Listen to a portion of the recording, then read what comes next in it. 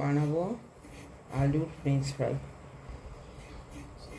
সেটা প্রথমে বাজারে এখন খুব বড় বড় আলু, নতুন আলু আছে, স্টোরে ঢুকবে, তার আগেই করছি। এরকম বড় বড় আলু হলে তবেই ফ্রেঞ্চ ফ্রাইটা হবে, ভালো হবে না। বাজারে বড় বড় আলু দেখতে পেয়ে নিয়ে এলাম। আলুটাকে প্রথমে ভালো করে ছাড়িয়ে নিতে হবে, এরকমভাবে কেটে নিতে হবে।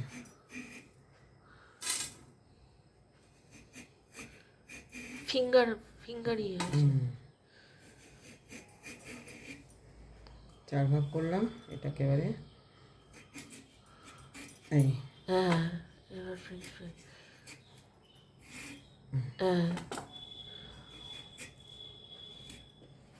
অনেক রকমভাবেই হয়। আলু এমন কথাগুলো তো, আলু এমন টেস্টি জিনিস, যে কোনো জিনিসটা দেখবেন আলু না দিলে টেস্ট হয় না। হ্যাঁ, আলু হচ্ছে সব থেকে বেস্ট, আমার তো কিন্তু সেই আলুকে নানা রকমভাবে খেলে কত তার ভালো লাগে। স্বাদই আলাদা। এইভাবে সমস্ত আমি আলুগুলোকে কেটে নেব ফার্স্ট।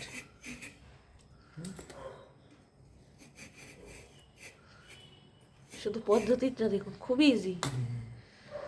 এটাকে করে আপনি স্টোর করেও রাখতে পারেন, স্টোর করে রাখলেও 1 সপ্তাহ 2 সপ্তাহ চলে যাবে, খেতে পারবেন। এখন ফার্স্ট এগুলো কেটে নিয়ে এইভাবে ফিরে আসছি। ঠিক আছে।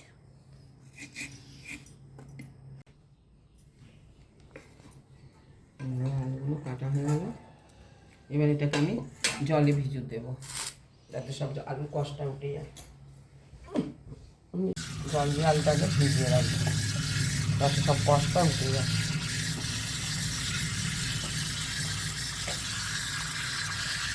শুধু কোনো নুন কোন কিছু দেওয়া নেই, জলটাকে আলু দিয়ে জল ভিজিয়ে রাখছি, যাতে আলু সব কষটা ওর থেকে উঠে যায়। ঠিক আসছে। আলুগুলো ধুয়ে পরিষ্কার করে নিয়েছি। এবার একটুখানি জাস্ট জলটা ফুটবে টকবক করে, তারপরেই আলুগুলোকে নামিয়ে নেবো, একটুখানি হালকা সেদ্ধ করে নেব।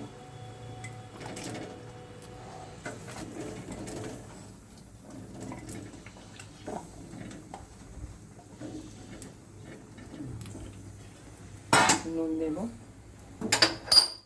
আস্তে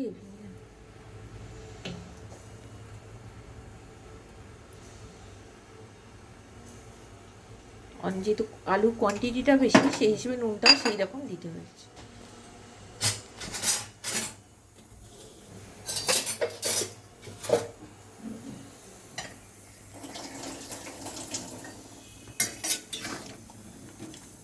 কোনো ঢাকা টাকা কিচ্ছু নয়, টকবক করে যেই ফুটবে এটাকে নামিয়ে নেব।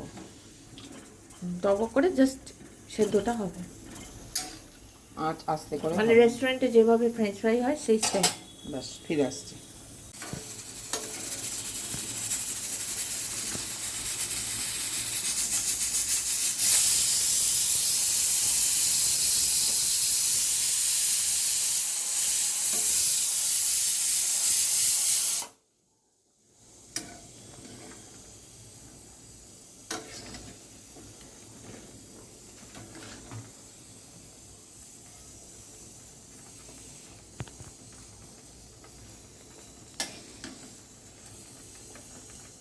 ব্যাস আর হবে, একটুখানি জাস্ট ফুটবে, ফোটার পর যা খুব নরম হয়ে গেলে আবার ভাজতে ভেঙে অসুবিধা, যাবে, আলু সেদ্ধ টাইপের আলু সেদ্ধ টাইপের হয়ে যাবে, তার মানেই হবে না। ট্রেন এখনই নামিয়ে নিতে হবে। এটাকে নিলাম, নিয়ে এইবারে সেদ্ধটাকে এখানে এই যে ছাকনার মধ্যে বেসিনে ফেলে স্ট্রেনারে ইয়ে করে জলটাকে একদম পুরো ছেঁকে নেব।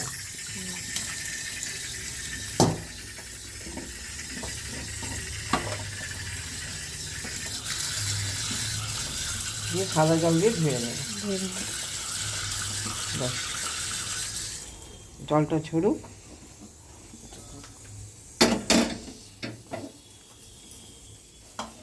এই যে আলুগুলো পরিষ্কার হয়ে গেল।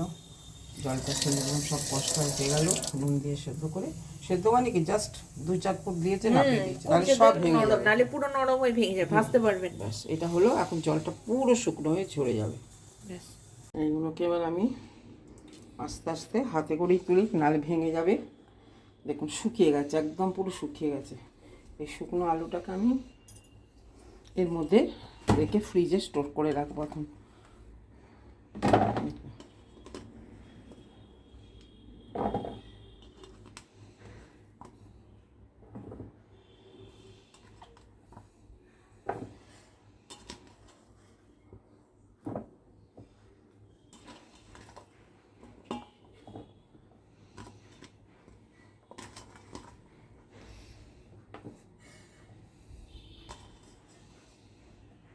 ব্যাস হলো। এটাকে একবার পুরো এয়ার প্যাকড করে এখন ফ্রিজে রেখে দেবো। হ্যাঁ, 1 ঘন্টা 2 ঘন্টা রেখে দেবো। ব্যাস এটাকে নিয়ে গিয়ে ফ্রিজে ঢুকে দিচ্ছি। এটা হয়ে গেছে। এটা এখন ফ্রিজে একটু স্টোর করে ঠান্ডা করে রেখে 1-2 ঘন্টা রেখে দেবো, দিয়ে তারপরে করবো। ঠিক আছে, এগুলো ফ্রিজে রেখেছিলাম, এমনি নর্মাল ফ্রিজে, নর্মাল টেম্পারেচারে রেখেছিলাম, ডিপ ফ্রিজ টিপের না। এবারে এগুলো ঢালছি, অল্প অল্প করে ঢেলে পাউডারটা মিশিয়ে নিই। পাউডার বলতে মানে কর্নস্টার্চ, কর্নফ্লাওয়ারটা আর নুন দিয়ে সেদ্ধ করে রেখেছি। শুধু না, নুন লাগবে না।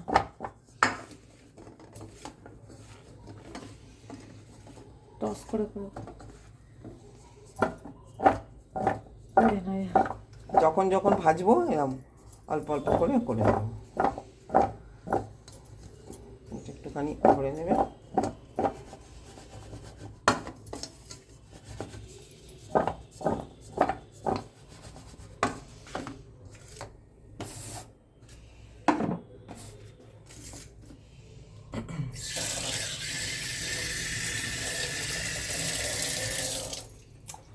কলার তেলটা ঢালছি, এটা সাদা তেলে ভাজতে হবে।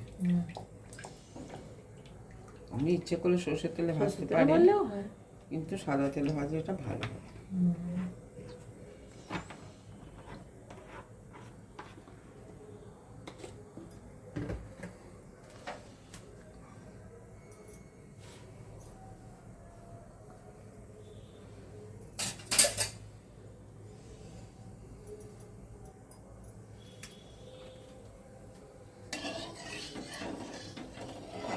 আমার তো ইচ্ছে ছিল এটা সর্ষের তেলে, বাট ঠিক আছে। না, যেটার সঙ্গে যেটা দেবো।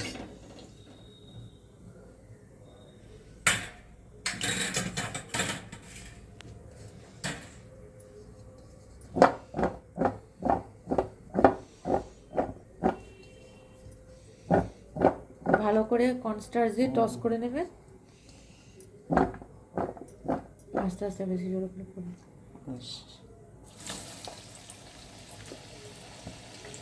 একটু একটু করে দিয়ে এটা করা হয়ে যাবে।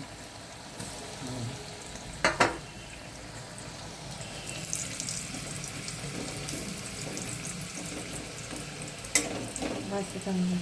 কমিয়ে আসতে ফিরে আসছে।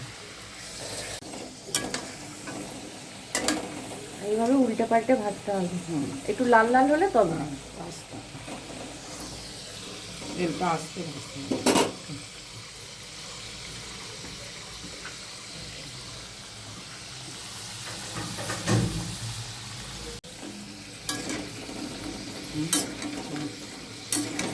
কটকট করে আওয়াজ হবে, দেখবে তখন থালায় নামাবো।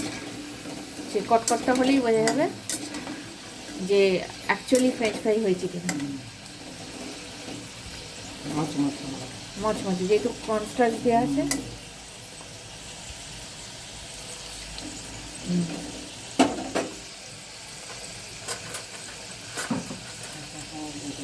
চামচ দিয়ে দেখতে হবে, চামচ মানে কাঁটা চামচ। হ্যাঁ এই দেখুন নরম, সব ঢুকে যাচ্ছে ভেতরে। হ্যাঁ এই তো এরকম।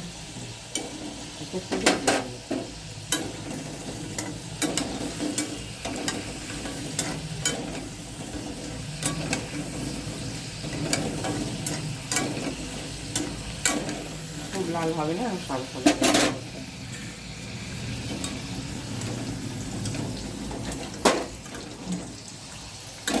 তেলটা দেখেছেন আওয়াজটা? আওয়াজটা হচ্ছে এরকম ধরা পাথরের মতো পড়বে। এই হচ্ছে খুব ইজি।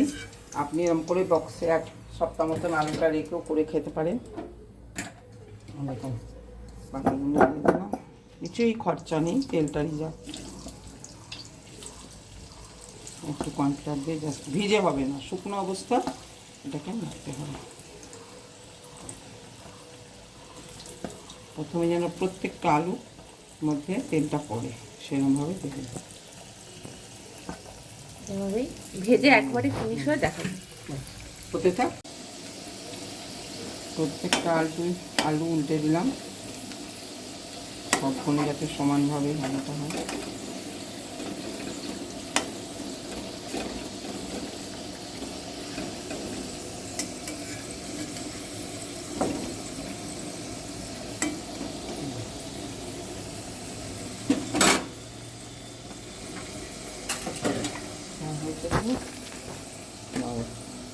পরে ওটা ভাঙানোটা দেখাতে না বিরাগলেই নরম হয়ে যাবে।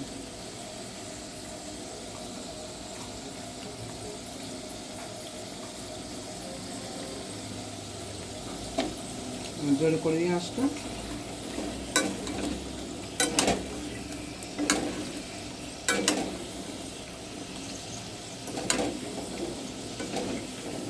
দেখেছিস তোরা খেপেছে, নুন ফুন সব দিয়ে ঠিক আছে, সব চেক হয়েছে নুনটা দিয়ে, ক্রিস্পি একদম লেভেল হচ্ছে দারুণ। High level. আর একটুখানি হবে, একবার হয়ে তারপরে সবকটা করলে দেখাবে। না না অন্য কথা কর। হ্যাঁ মনে কোনো রাখবো আর সব হয়ে যাবে। আপনার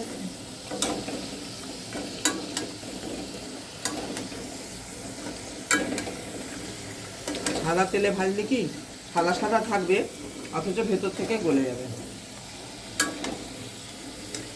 অথচ টেস্টি হবে।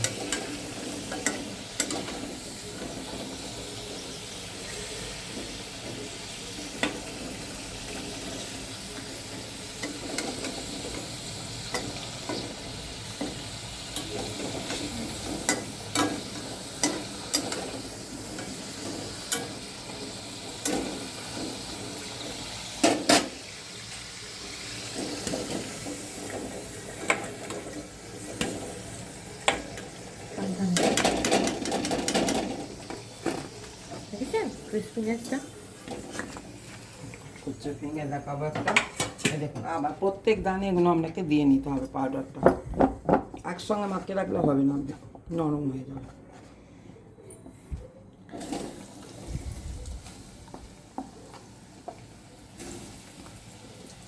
এখনো আছে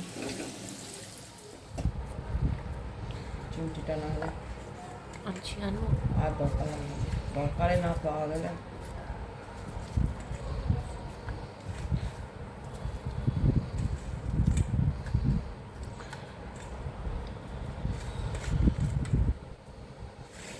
এটা হচ্ছে পেরি পেরি মশলা দিলাম,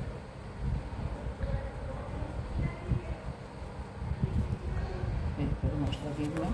ওটা কায়দা আছে তাহলে। ঠিক আছে, এই হচ্ছে আজকে স্ন্যাক্স। আচ্ছা